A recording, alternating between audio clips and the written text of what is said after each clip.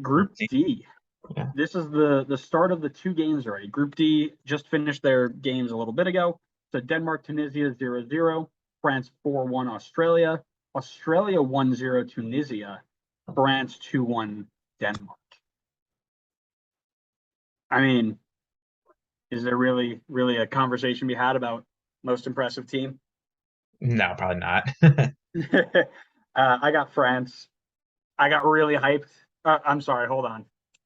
I need to take this time to formally apologize to the people of France for slandering their team, thinking that they were going to fall short. They are the first team since 2006, excuse me, to win a World Cup and then get out of the group. I was wrong. I thought the injuries would kill you. Mbappe is a cheat code. He is superhuman. I'm fairly certain he's not from this planet. I don't know what drug tests or tests we need to do to prove that, but him and Holland need to be sent on whatever meteor they came on. They need to be sent directly back because they are making football different. That is my apology. I will post it to TikTok so people can hear it.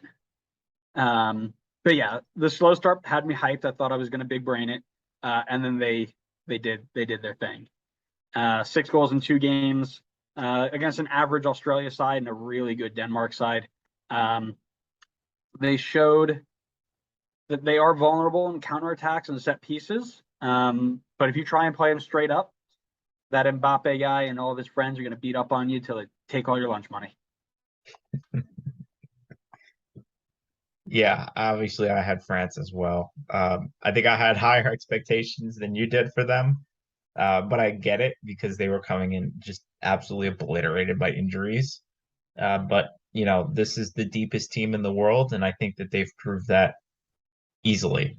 First team to qualify for the knockout stages, and that's not a fluke. They've deserved to be in there. And it does help when you have arguably the best player in the world on your team. Yep. I didn't know Alex Mouille changed his nationality, but I guess he's French now. He's there, yeah. I don't know if you must have not seen him on the bench. He was there. I didn't, but he'll get there eventually. Least impressive. This one might be up for debate.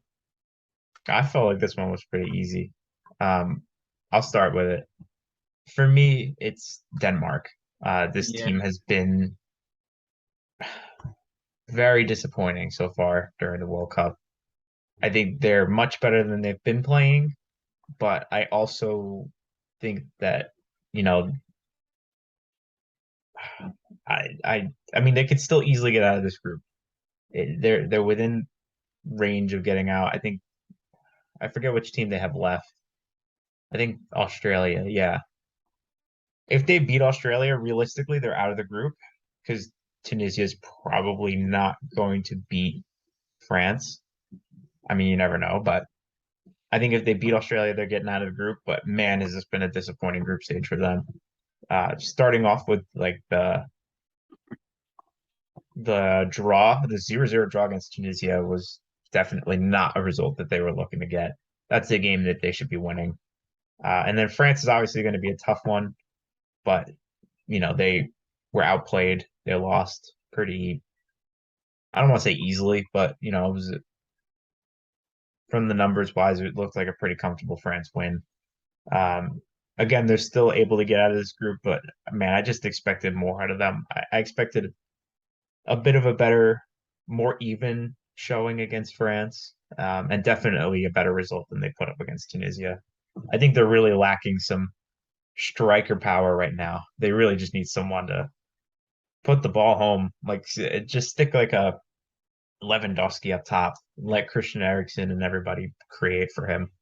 But yeah, I would imagine you have the same thing. No, I don't. No, really? So I wrote this before the France game went final, and they were 1-1.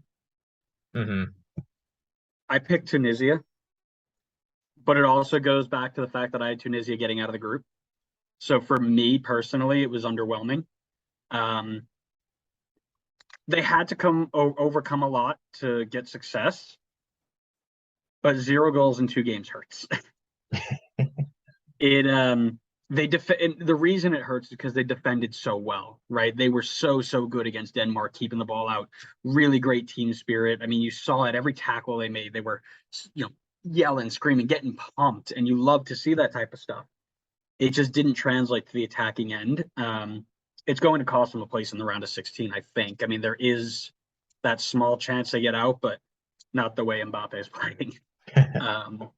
Which hurts because really, I think they probably deserved a result against Australia today. They should be in that second spot, but unfortunately, that's the way football is sometimes. The defense is great, but you can't win games if you don't score goals. Yeah, yeah. Just looking at it, I just pulled up the box score for that game, and it looks like they should have got something out of that game. Yeah. Let alone a win, which obviously would have propelled them into like a really good spot to get out of this group. It's crazy how like one game can just completely flip your chances. Yep. Absolutely. Um, Do we even talk about standout player?